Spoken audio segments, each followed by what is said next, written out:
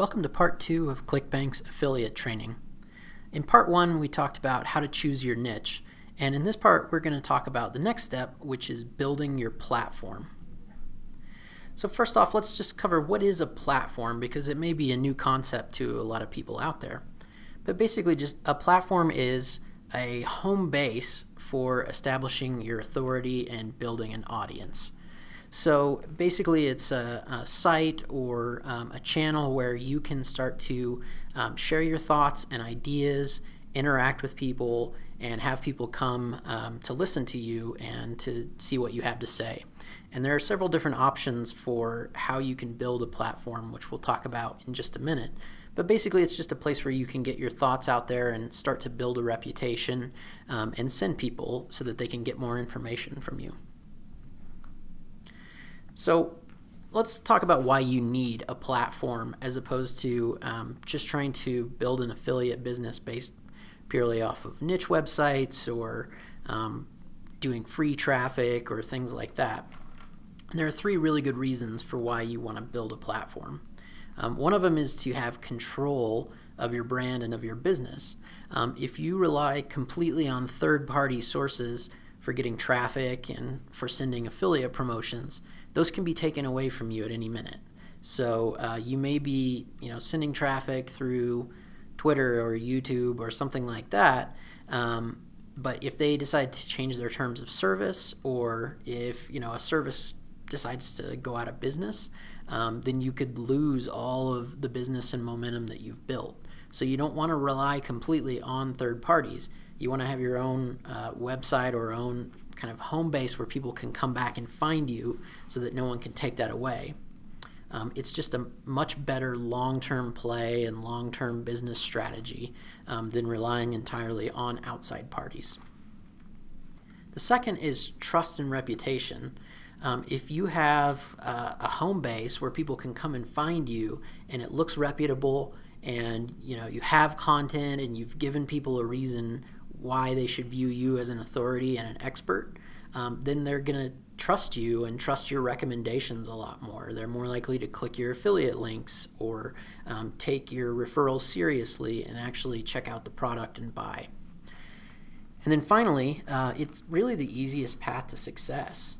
Selling through your own platform or as an affiliate, pre-selling, it's going to be so much easier than trying to get people to click on your links and buy if they don't have a reason to trust you, don't have a reason to view you as an expert, and you're trying to just interrupt their attention and grab their attention for a second. It's going to be much better if they're already looking to you as a resource and they see you as reputable. So there are a bunch of different kinds of platforms that you can build.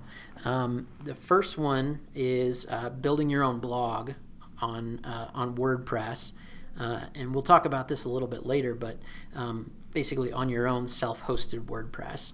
So having your own website. You could do it building a platform on Facebook, on a fan page or something like that. You can have a YouTube channel, and that's a great way to build an audience.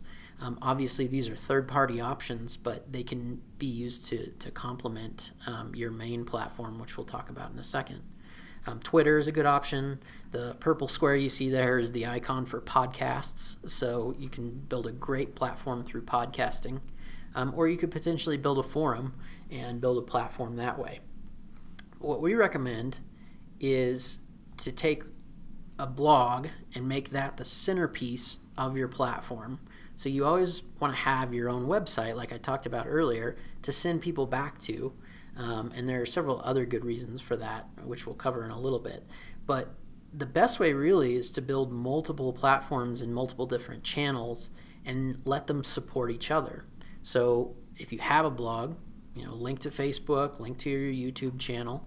If you have a YouTube channel, send people back to your website.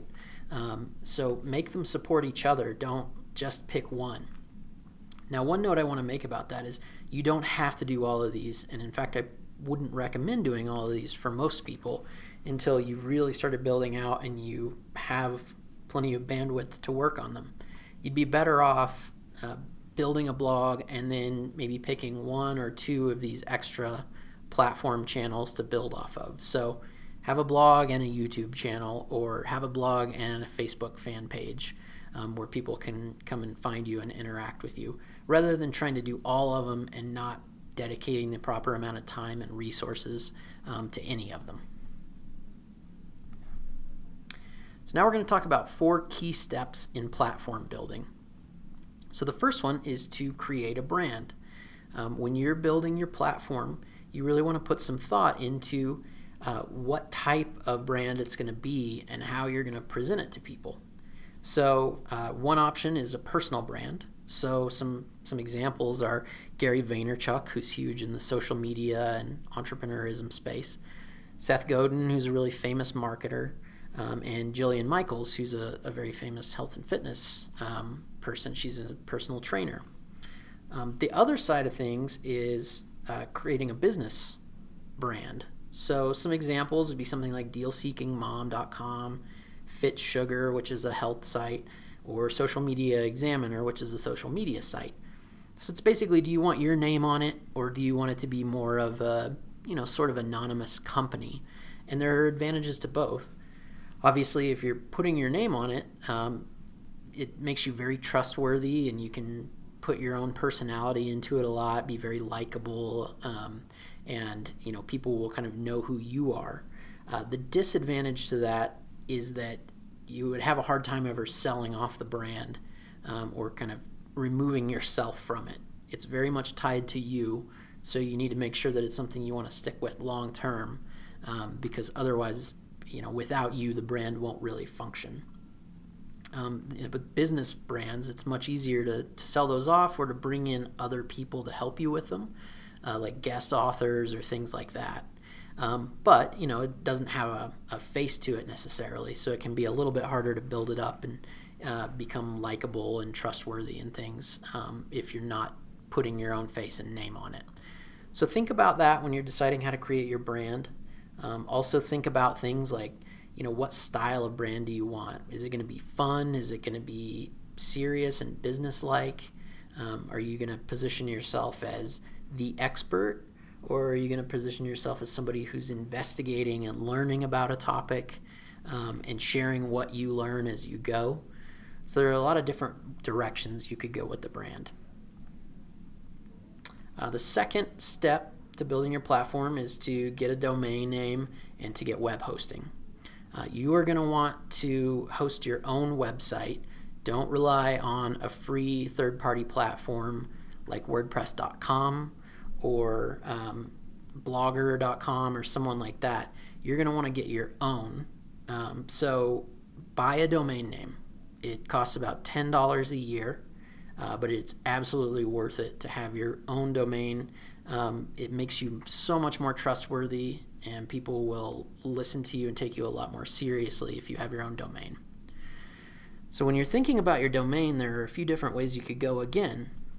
Do you want to do something that's sort of brandable and unique? So that would be a term like Google or Yahoo that doesn't really mean anything. You could go personal. So if you're doing a personal brand, you can certainly use your own name as the domain name.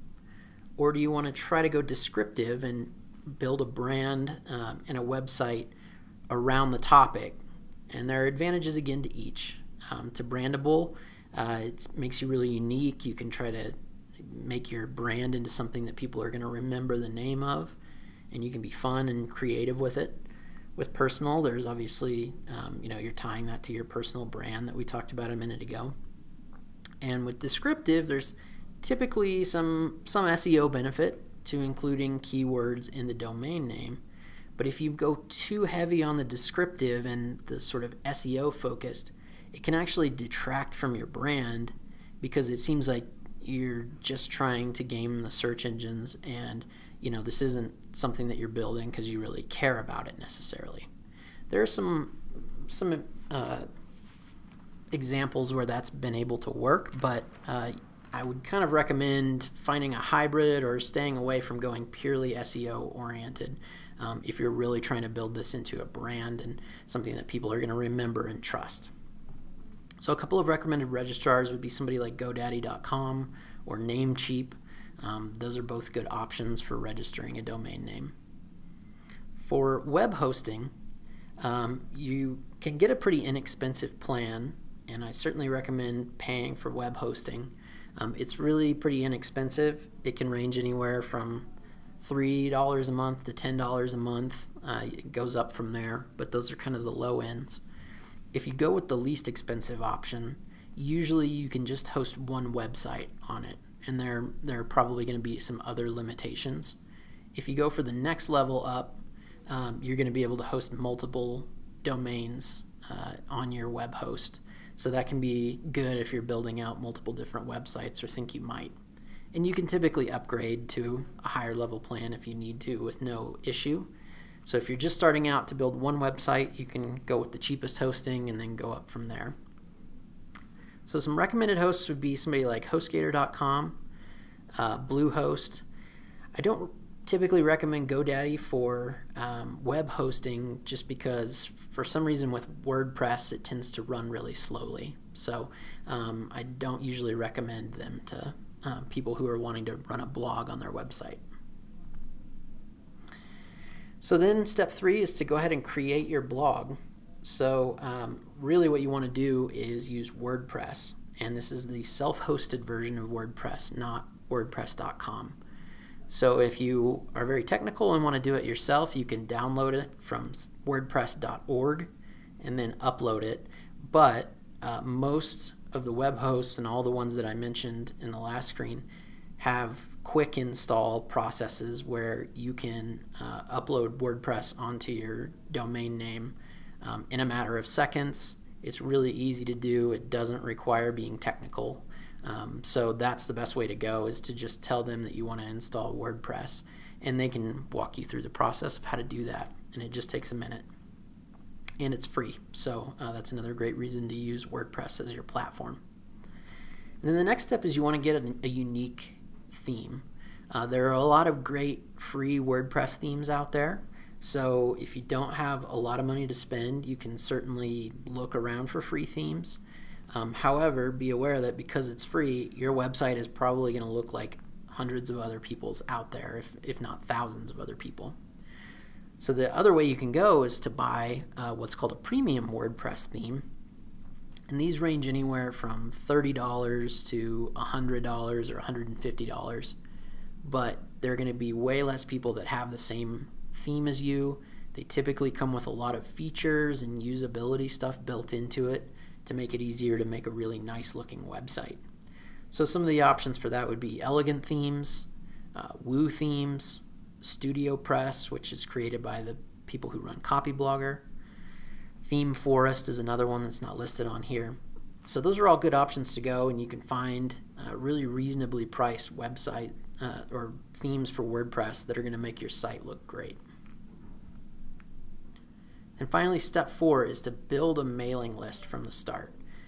This is one of the things that so many affiliates don't do because it costs a little bit of money and they aren't confident that they're going to be able to get people to opt into their mailing list, and it causes them to leave a lot of money on the table in the long run.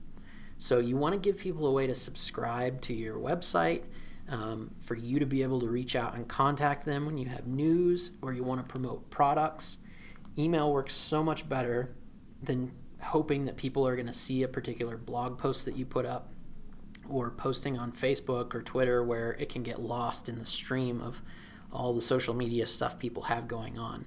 So you want to build a mailing list as quickly as you can because, as the old saying goes, the money is in the list. That's where you're going to be able to really effectively and easily communicate with people from your platform. So some of the options for mailing providers are Aweber, GetResponse, and iContact. Typically these are pretty inexpensive. The starter level is usually under $20 a month. Aweber, I know, does a $1 trial for the first month, so you can get it going and try it out and start building your list, and it's a really inexpensive way to do it. So, all in between a domain, a couple months of web hosting, and getting an email provider, you're going to be somewhere in the range of $50 to $100 most likely. So for getting a business, and especially a long-term business setup, that's really, really inexpensive. So that's it for this video. In the next video, we're going to talk about how to start growing your audience. So I will see you there.